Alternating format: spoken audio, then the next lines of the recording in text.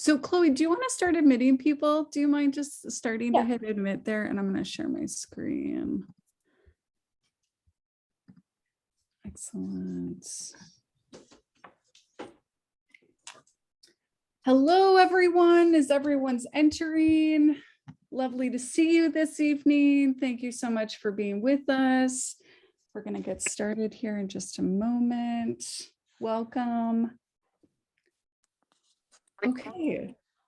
So I think we're just going to go ahead and get started. Hello and welcome, everyone. My name is Jennifer Jeckemeyer-Kahn. My pronouns are she, her, hers, and I am the Outreach and Public Engagement Coordinator at Stamps Gallery, which is part of the Penny W. Stamps School of Art and Design at the University of Michigan.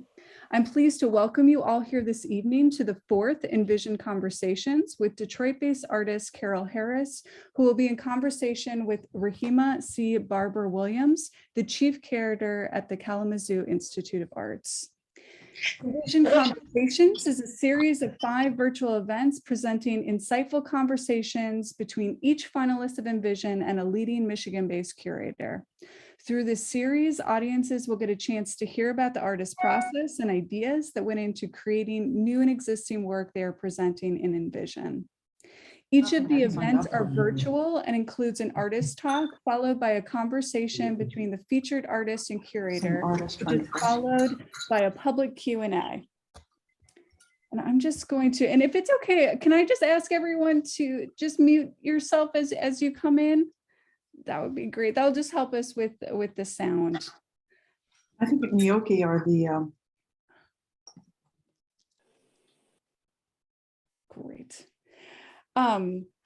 So just to go back, so Envision Conversations is happening in conjunction with the exhibition Envision, the Michigan Artist Initiative, which is currently on view at Stamps Gallery. It opened November 12th, 2021 and runs through January 22nd of 2022.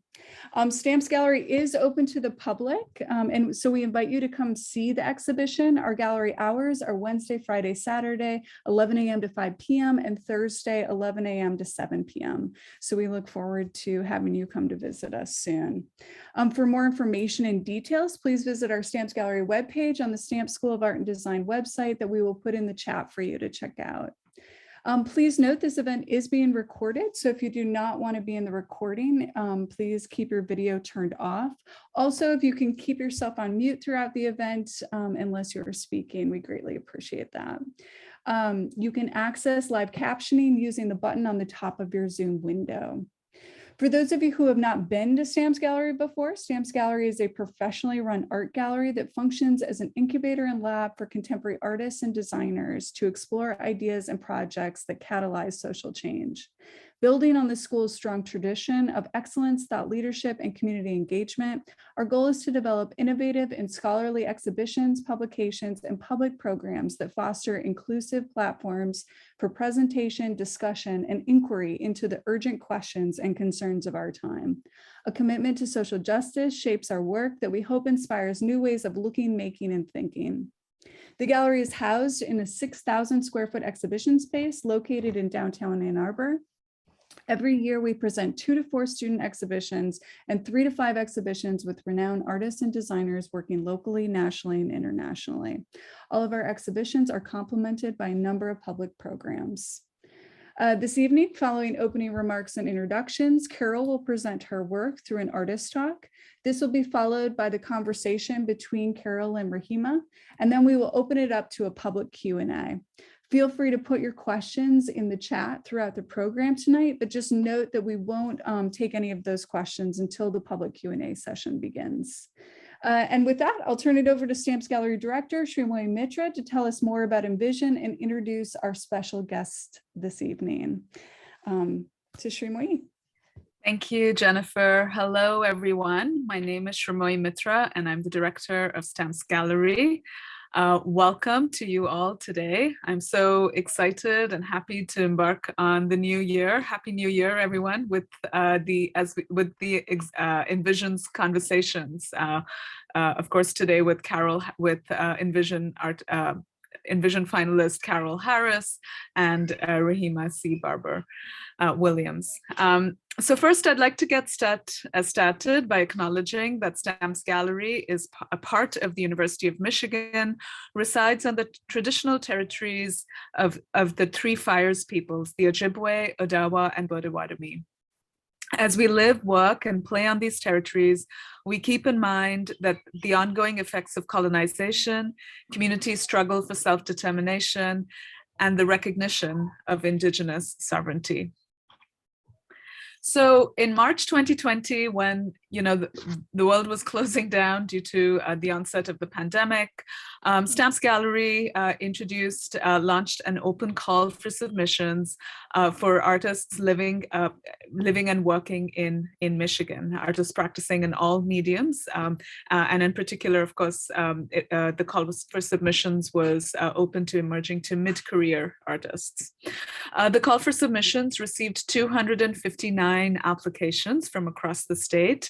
And concurrently, we appointed, an accomplished jury comprising an artist, curator, and museum professional. And they are Ken Aptekar, Carla Acevedo Yates, and Loring Randolph. So our jury really did the hard work of narrowing down the 259 applications to 5 artists who were then invited to present an exhibition at the Stamps Gallery, which is what comprises the inaugural exhibition at the gallery today, which opened on November 12th, Envision, the Michigan Artists Initiative.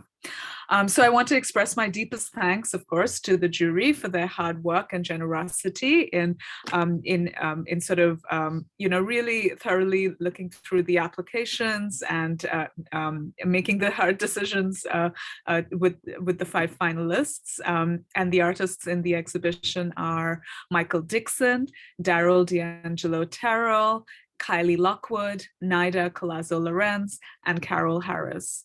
Of course, none of this would have been possible without the hard work, dedication, and rigor of the artists whose work we've been so honored and deeply enjoyed working with for Envision. So thank you to each of you. I also want to deeply express our gratitude to our funders, the Andy Warhol Foundation for the Arts and the Michigan Council for the Arts and Cultural Affairs, for their generous support of the exhibition. That will also allow us to develop a publication, which is forthcoming, as well as the series of conversations and a writer's workshop, which will be coming, that we will be working on this summer. So now, without further ado, it is my honor to introduce our esteemed guests today. I'll start with Rehema C. Barber Williams, Chief Curator at the Kalamazoo Institute of Arts. Welcome, Rehema. Before joining the KIA, Barber Williams was the Director and Chief Curator of the Table Arts Center at Eastern Illinois University, and has worked at various institutions such as the University of Illinois Urbana-Champaign's School of Art and Design, the University of Memphis, the Memphis College of Art, and the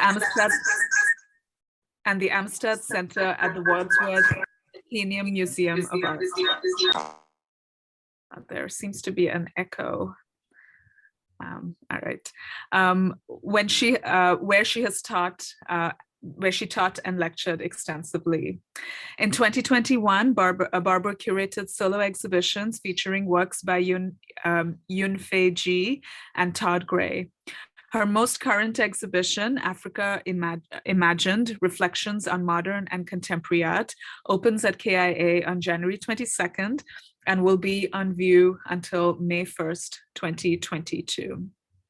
Welcome, Rehema. Carole Harris.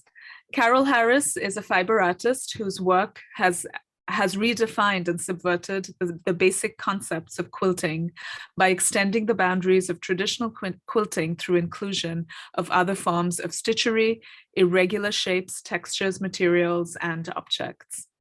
Harris's work has been exhibited extensively, nationally and internationally. Recent exhibitions include a solo exhibition at the Dennis Museum in Traverse City, the Hill Gallery in Birmingham, Michigan. Her work has been included in group exhibitions at the Cranbrook Museum of Art, Stamps Gallery, and at Sargent's Daughter Gallery in New York.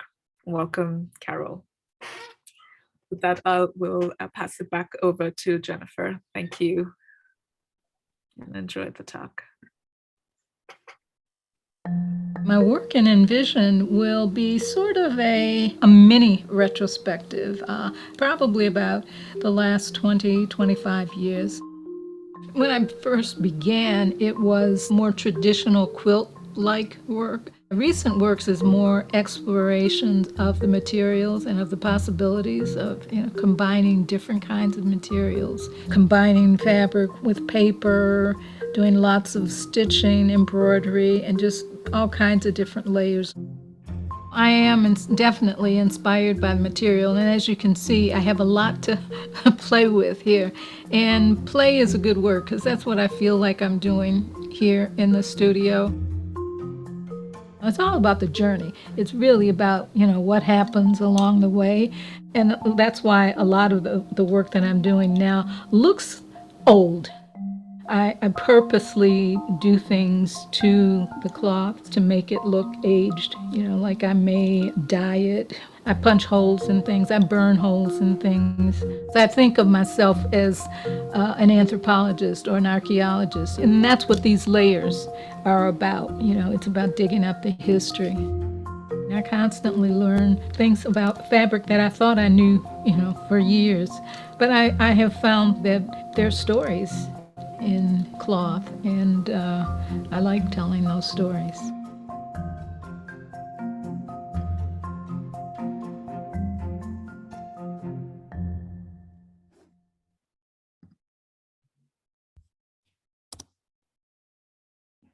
Okay, so Carole, I'm just going to pull up, just give me a moment. I'm going to pull up your slideshow.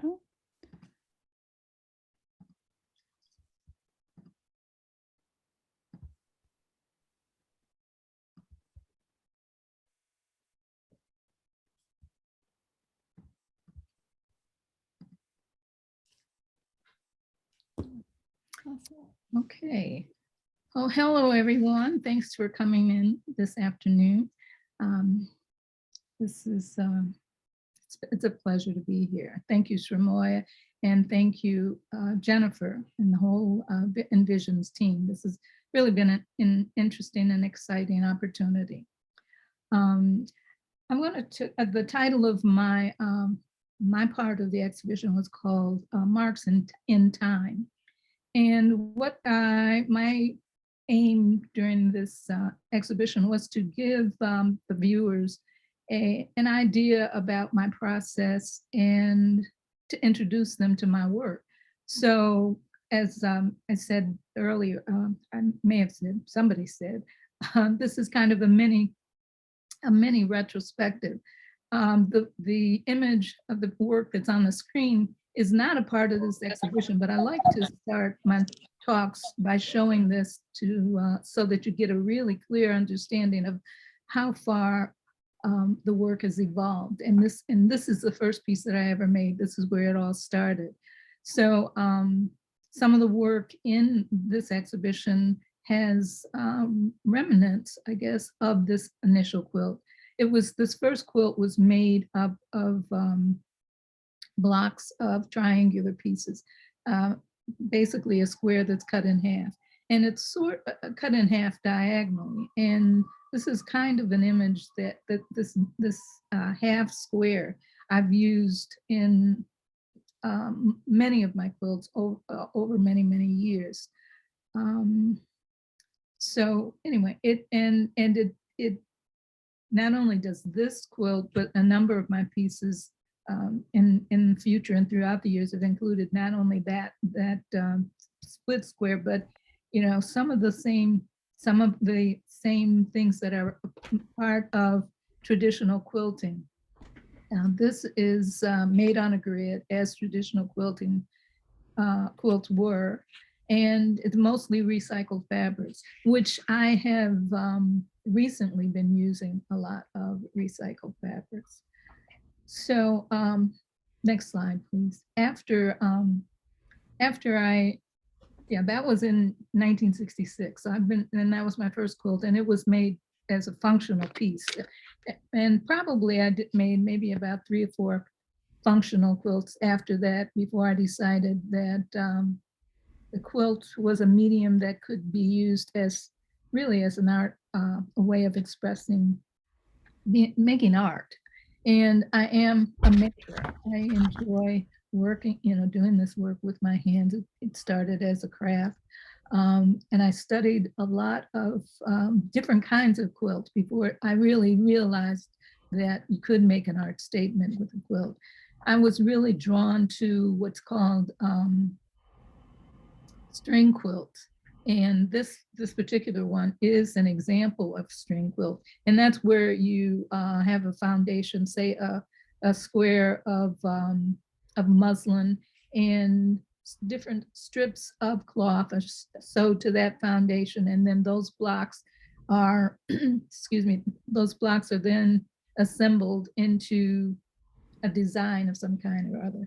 And this piece, I think, was done in 1991. Yeah, most of the work in this show happens in the last 30 years, between 1991 and 2021. But you can see on this one, not only is it composed at the lower half of strip piece blocks, but you also see in the lower left-hand corner and the upper right middle in the black block, some of these split those triangles kind of creeping into the frame of this work. The next next piece. This is a more recent one. I think it was, I stopped doing, well, not stopped, but I moved on into a different area and started, but this is about, I think, 2010. But it also is a strip piece quilt. I felt like I wanted to go back to that. Actually, I did. What this is I gave myself a challenge, as I often do. To this particular challenge was to do a quilt in black and white or no color. And as you can see, I did not meet the challenge. Color always seems to find its way into my work, and that has been pretty much a signature of mine. Next slide. Next slide, please. Yeah. Here, I can't remember the year, but it was probably around 2012. I began doing a series of works that I called Cityscapes, and they were largely influenced by my environment and the city around me, as is, again, a lot of my work. Most of my work is all about, is personal, is about things that I experience, things that are important or significant to me. Like the last quilt that you saw was titled Between the Space Between. And it was then, that's a title, or not, comes from a phrase that I heard Thelonious Monk make at one point. That he tries to make music between the keys, in the space between the black and white keys. I often use quotes from him or titles of his pieces in my work because he's one of my favorite musicians. I'm often influenced by music. It's one of the many influences, but prominent influences in my work.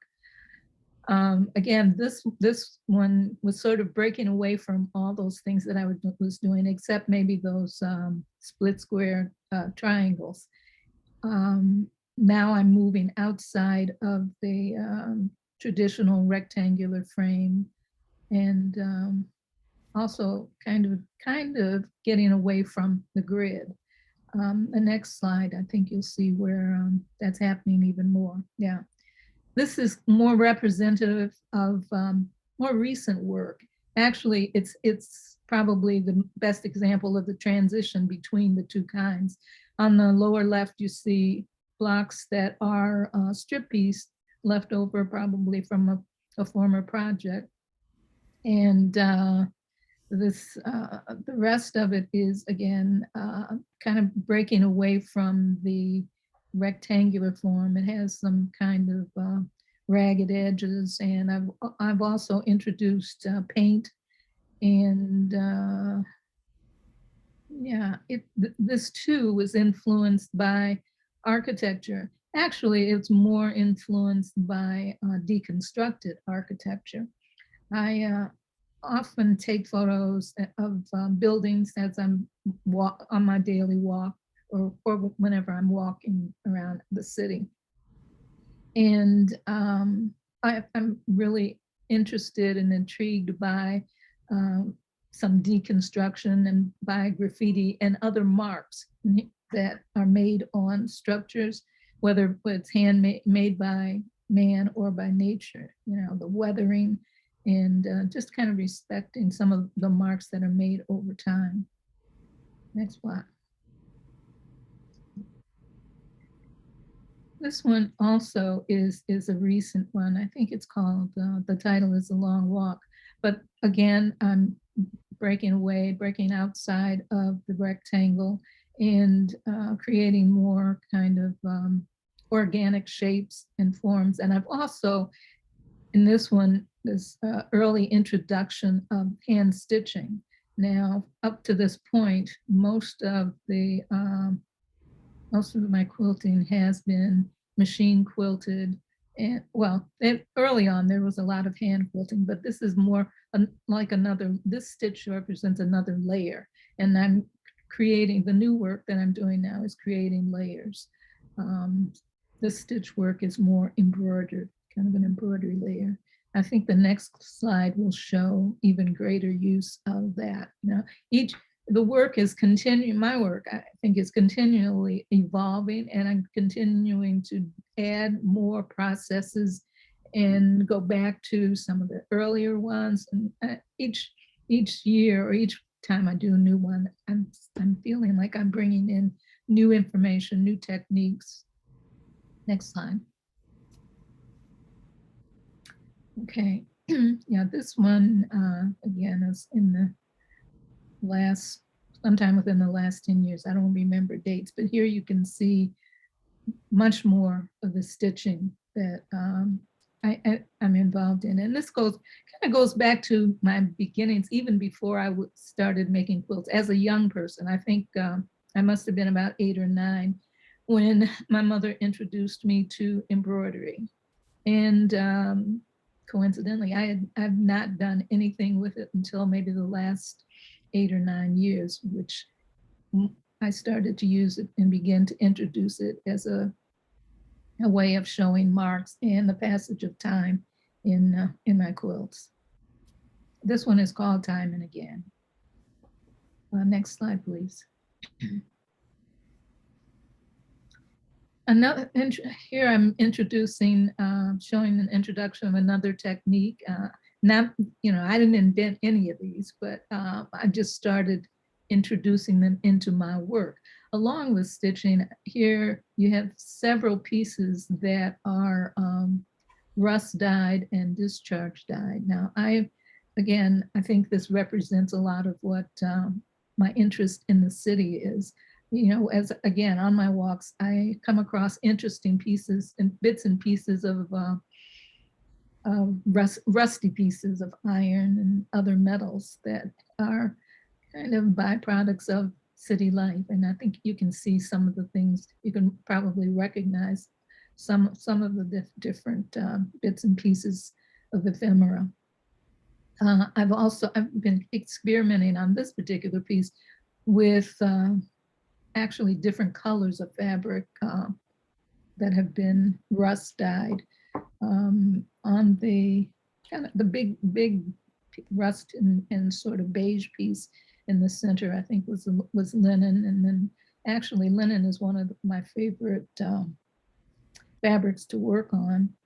And there are several pieces that are linen, but different colored linen. And then, of course, we have the introduction of more embroidery, which represents, to me, it's kind of like in adding drawing, but it's also introduction of marks over time. And the time element too is that this hand stitching it takes a long time. It's not something that I can do in a day or two. So it's something that I like to sit down with and just kind of meditate through the stitching. Next slide, please. This is one of a couple of pieces that are in this show that were done in 2021, specifically for this exhibition. And I think this one is called Dream or Memory. Again, the layers of different techniques that I'm employing here. The lower portion is hand quilted, upper portion is machine. The magenta pieces, magenta piece, the large magenta piece is machine quilted. And then you have a layer of bits and pieces of cloth and thread that are hand stitched onto the top as a top layer. Again, representing marks and time, what happens over time. Next slide, please. Okay, now this is one that is almost entirely composed of rust dyed pieces. Even I think in the middle there's even a sheer piece of dyed organdy. I think it was black, but it was rust. There is some rust in it. And again, different techniques, hand and machine quilting and rust dyeing. I'm pretty fascinated right now with the process of rust dyeing and showing, again, showing what happens over time and embracing, I think embracing the irregularities and, some of the, just the irregularities and the organic nature of it, of the imperfections. Next slide, please. These last three slides are examples of the newest technique that I'm working with. It's called Jumchi, and it is a Korean paper making process where dyed mulberry paper is worked with sort of like felting with water and lots of rigorous kneading of the paper. So once that is done, well, when I saw this process being worked by Ji Young Chung, who is a master of it. She's a Korean artist who is actually reviving this technique and this process. So she's the master that I've studied with for maybe about, I don't know, last 8 years. And I thought it would be, when I first saw it, I thought it would be perfect for what I was doing with the texture and showing the layers, because through the process of doing Jumchi, this kneading and felting, it creates these wonderful little holes and opportunities to show layers below that. So this is a piece, I think it's called Rivulet, and that's because of the fissure in the middle. But I've added, you can see I've combined lots of fabric and stitch on this to, again, show layers of time. The next two are also from this year, not from this year, not 2022, 2021, and were specifically for this exhibition.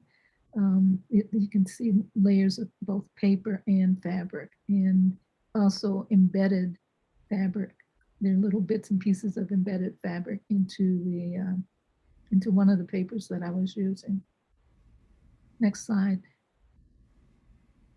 And finally, this is a combination, more quilt-like, because I've again started taking pieces of the paper and combining pieces of the Jumchi paper, combining them in different ways, similar to the way that I make quilt. And also you can see more of the actual fabric and different stitch techniques on this one as well. So that's again, to show you what a long way it came, or the work has come since that first one that we showed, the first one that I did, 1966. So, well, what's that, 55 years. So the journey continues. Thank you. Rehema, you ready to talk about it now? Absolutely, absolutely. Thank you so much. Before we get started, I just want to thank the Stamps Gallery and the staff of the Stamps, Jennifer, Shermoy. Thank you so much for the invitation. Thank you so much for the introduction to Miss Carole Harris. I told Carole at the beginning when we first started this teeny journey a couple of months ago together, that I had been sitting with something on my desk, just looking at it. And I was so thrilled when I got the opportunity to actually see the work in person. It was an actual invitation that I had received to see her work at another gallery, to see Carole's work at another gallery. So I was so pleased to go to the gallery and see it and make Carole's acquaintance. We've had some really good conversations. And so tonight, I know that we're going to have another fabulous conversation. And so, Carole, you already talked about your earliest influences, saying that your mother started you off with embroidering. So I'm going to go right into kind of a little bit of another question, but just asking about sort of the tradition of quilt making and just the symbolism of that process and that craft embodies. Because as you know, in African-American communities and actually even beyond African-American communities, the practice of making a quilt, really is about communicating something. There's a narrative there. And I think that you have a real way of having several different narratives. I think you've shown us several different languages and narratives that you've had throughout your 55 years that you've just shown us. So can we start there? Okay, that sounds good. Let's start there. So what is the question?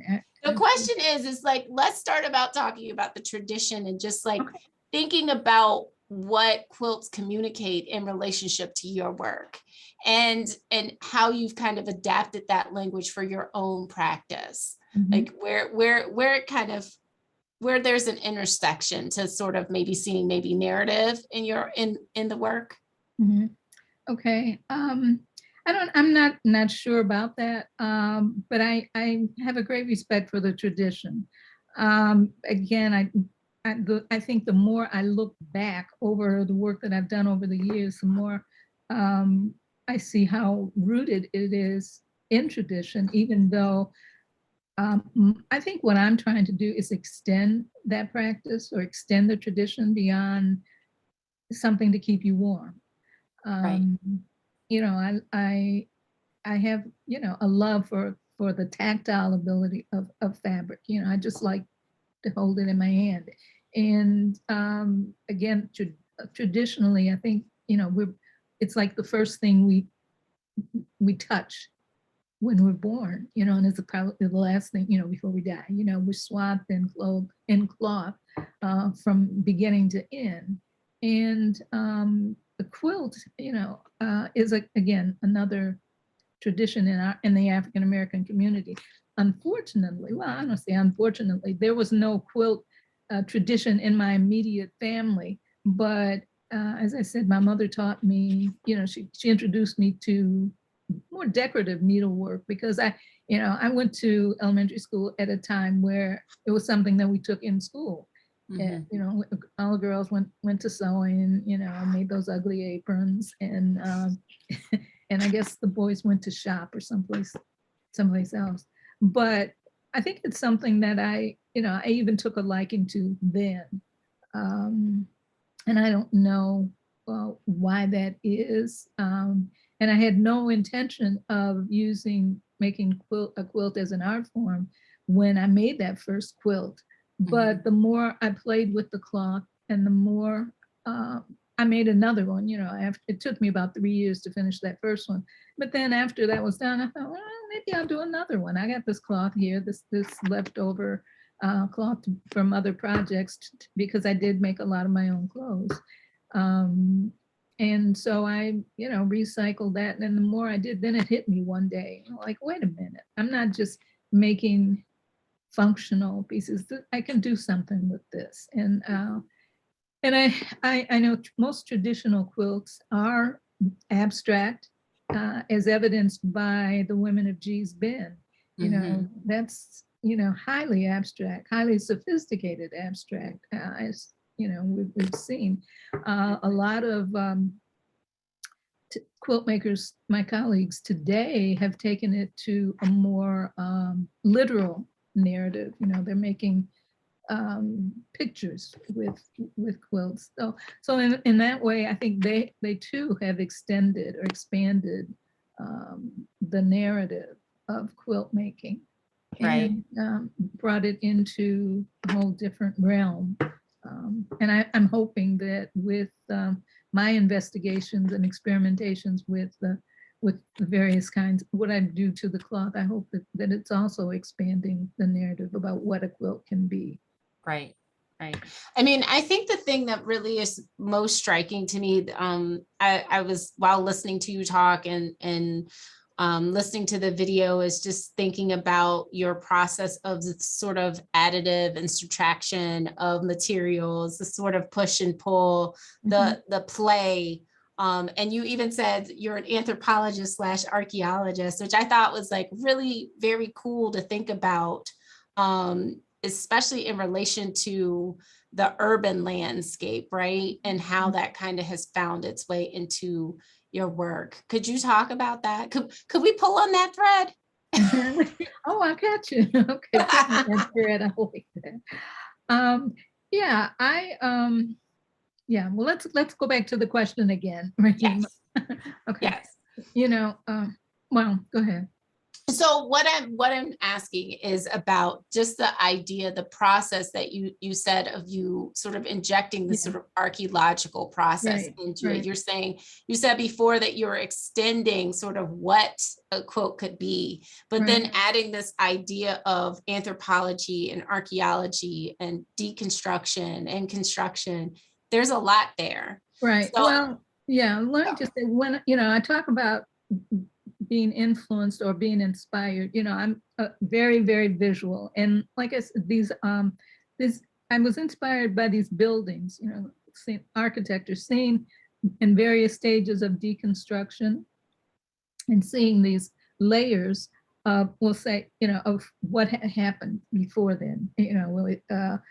For example, if a facade has been torn away, where you can see sort of the skeleton of the building, and certain, maybe one room you can see was like wallpaper, floral wallpaper, and then the room right next to it was painted green. It made me wonder about the life of that building and the life of the people that inhabited it. And so that's sort of how I came to looking at the layers. And because you never know the story of anything by looking at the surface, you have to start to peel back the layers. And so I feel like that's what I'm doing, when I make a quilt, especially when I'm making these holes where you can see a little bits of something else coming through there. It's a little bit of the history, and that therefore, the archaeology.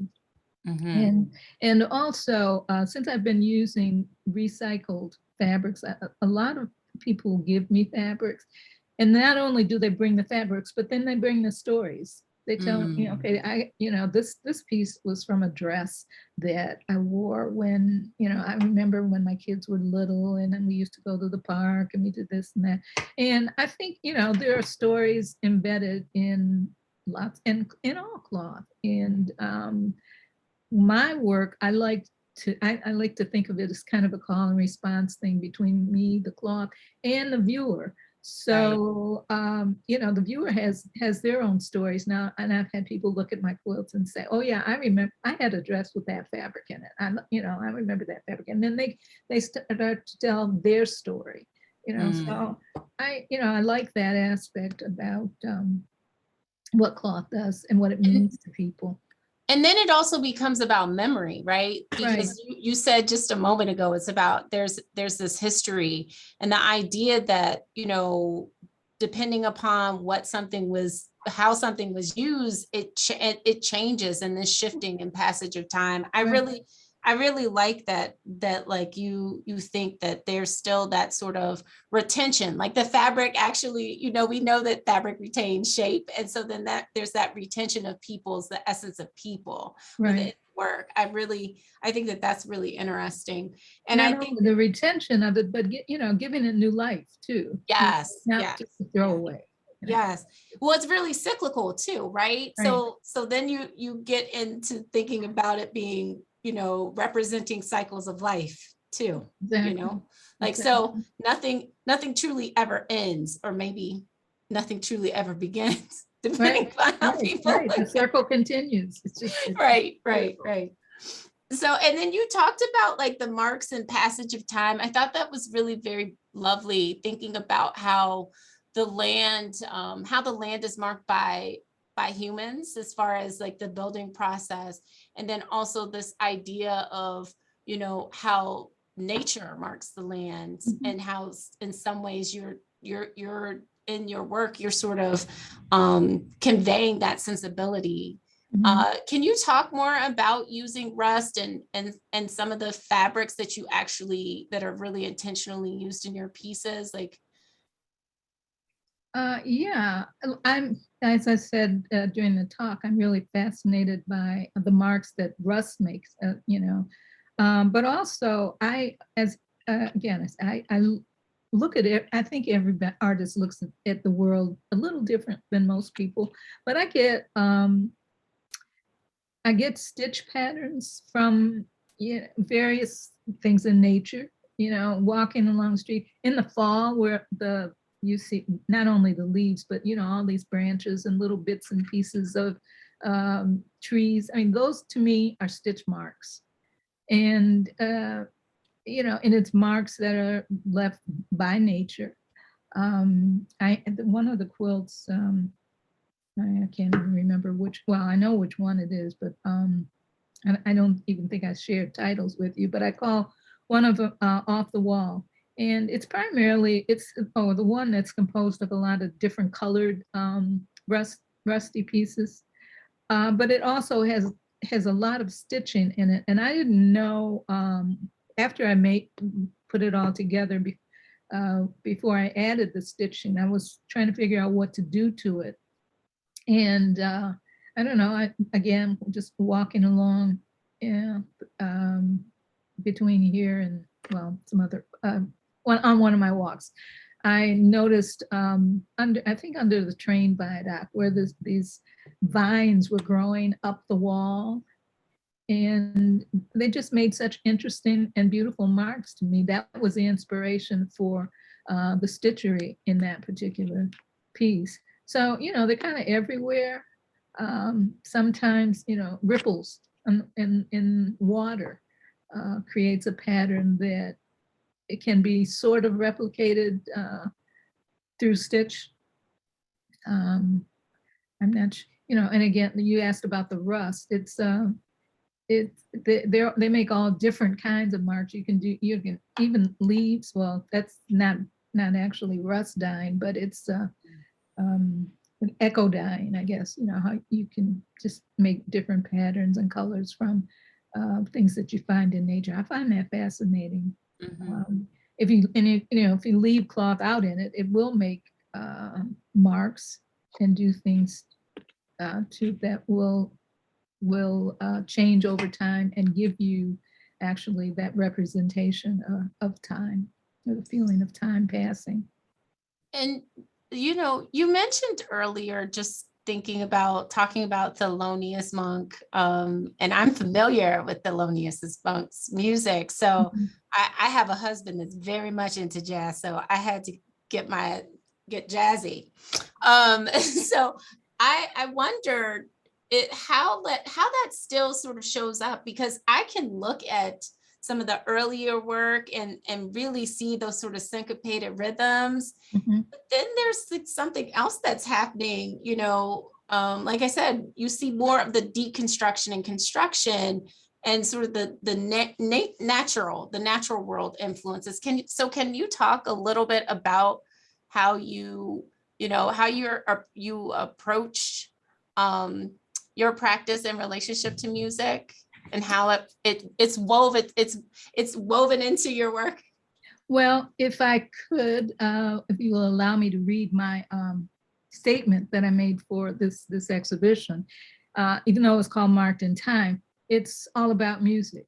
And it says, visual music, symphonies of color and rhythm that reflect my respect and reverence for the compositions of our lives, layers of ephemera collected over time, fragments of worn cloth embedded with the marks of man and nature, stains, rips, scratches, patches, folds, wrinkles, and distressed pieces, mended, painted, bleached, dyed, and stitched to form densely textured tapestries, abstract improvisations that riff on the themes of memory and history and culture and craft.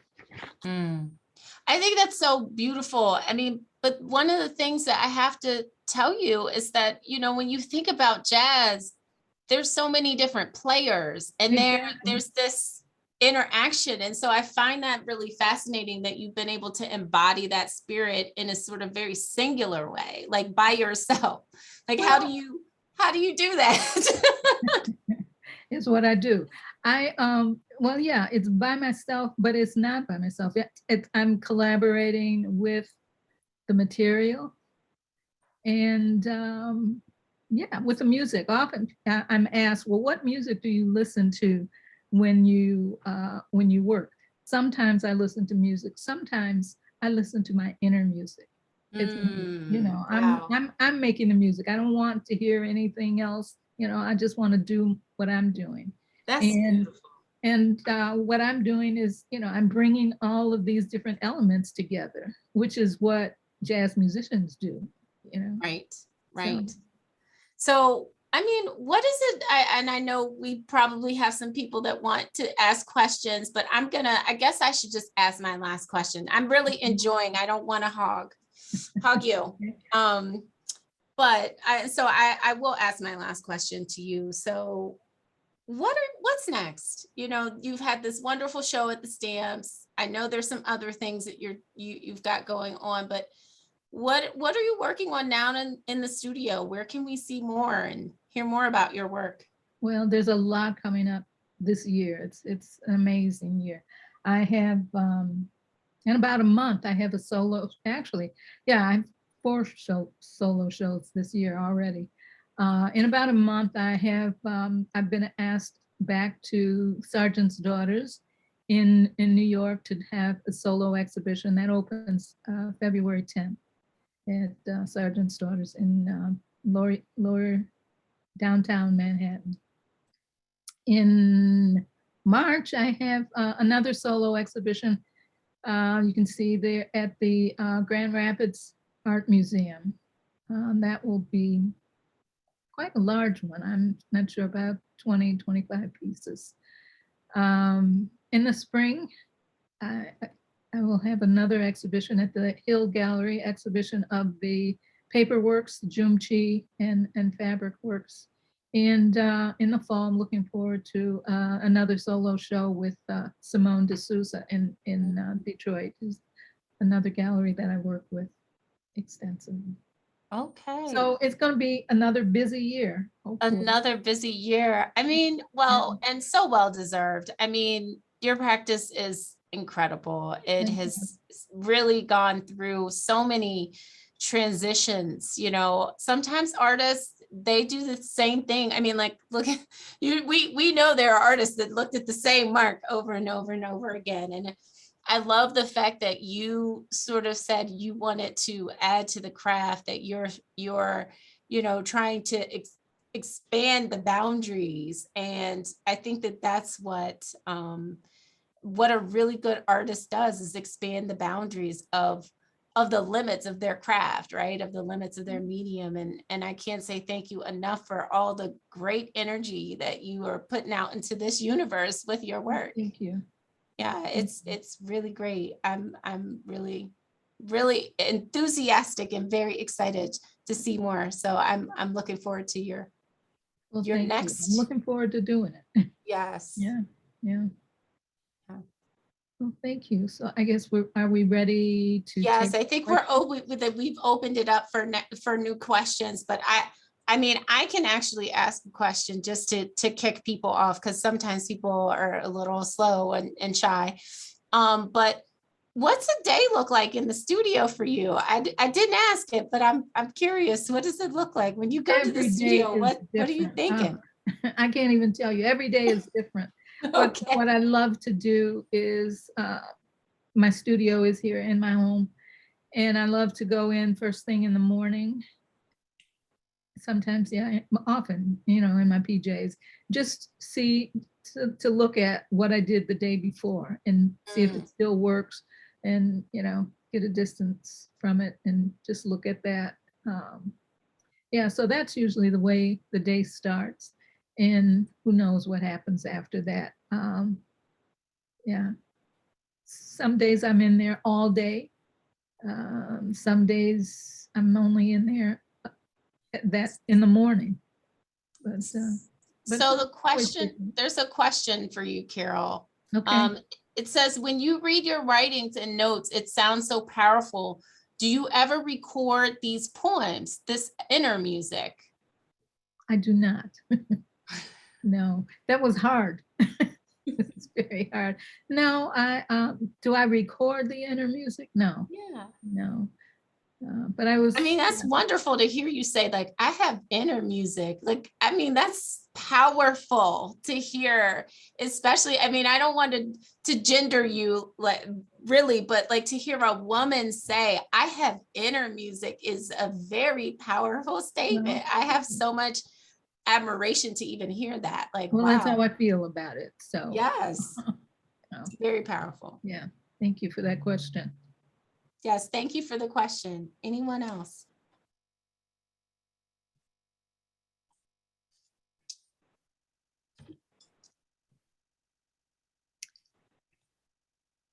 I see on the bottom of my screen part of a question. And it says, doesn't the inner music show up in the work? The work is lyrical. I hope so. I hope so. Yeah. Yeah. And I have been told from time to time, yes, I can see music, and that's probably one of the best compliments I can have, to have someone actually see it and tell me. Mm-hmm. Yeah, I mean, like I said, there's this playfulness. Certainly, you see that, and then there's some serious notes in there too. Because jazz isn't always like happy. Sometimes well, it's not always, and it's not just jazz. It's just music. Music. It's all kinds, and they all move me. And yeah, I hope that I pour it into the work. Okay, so someone else has asked you, can you talk about your color palette? Do you do color studies? No. Well, I no, that's not true. I love color, and I have always worked with color. Even in my day job as an interior designer, that was probably the best part of that work. I was working with color. I can remember in college, excuse me, doing color studies until, again, I will use the music analogy, till it became intuitive like me, like a musician will do scales and chords over and over and over and over. I mean, I made those color wheels and color studies many, many times, but I never got tired of doing it. But they all, finally, I think they all became so much a part of the work that I don't have to think about it as much. The way that I use color is just very natural to me. Yeah, and I do have a palette that I use probably more than others, which is why I challenged myself to do that black and white series. Mm-hmm. And I'm gonna give myself a green challenge one day. It's not a color that I use a lot of, but it has its place. I have been known to use pops of green or in different spaces. So yeah, but I tend to have a warmer palette. Someone else asked about your day. Like, so I'm gonna change it a little bit because you answered a teeny. What was your day like yesterday in the studio? Since every day is different. What happened I yesterday? remember what I did yesterday. Well, yeah, I now have a studio assistant, and she comes a couple of times a week. And yesterday we did some stitching. This was the first time, and Adia, if you're there, it was great. This was the first time that she did that, and she's really wonderful. And so that's mainly what I did yesterday. I did a lot of paperwork yesterday. Oh man, artists in the studio doing paperwork of the time. Yeah, that's hard, a hard one, but it's one we have to do. I sent somebody some slides or some information about some work. And I think that maybe we have time for one or two more questions, but there's a question that says, do you start with a piece of fabric and the piece grows from there, or do you have an idea in mind and then find the fabrics to make it happen? Both. I do both, but primarily I start with a piece of fabric, and I never know where it's going. It's all about the journey for me. I like the surprises that happen along the way. Sometimes a piece will start. I will go into the studio in the morning, and there may be a couple of pieces that are, well, there's a lot of pieces on my work table, but I may see a relationship between two pieces of fabric that I had not seen before. And I'm like, oh, that's interesting. What can we do with that? And let me see, where that will take me. So that's often the way a piece starts, and then just work it from there. Okay. Well, I think we may have time for one more question, or I think we should maybe turn the wheel back over to Jennifer. Jennifer, you've been really good steering us through. Oh, someone else asked a question. Okay. It says, hi, Carole, I love how you challenge yourself to make a black and white quilt, yet we're open to failure. Have you set any other challenges for yourself lately? It's great. Last question. Size. I think, I've been trying, that hasn't been as successful either. I'd like to try and make a really large piece. But the more I try, the smaller they get. So I don't know. I've recently done a whole series of small pieces. So I don't know.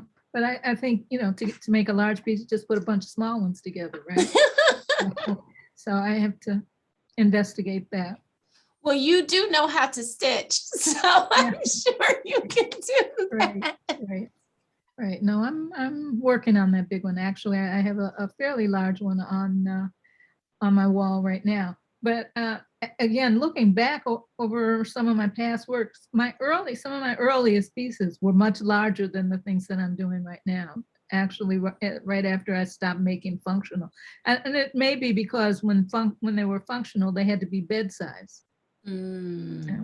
Wow. Which is considerably larger than, I think that at least, a full-size bed is 54 inches by 68, I think, something like that. So they had to be larger than that.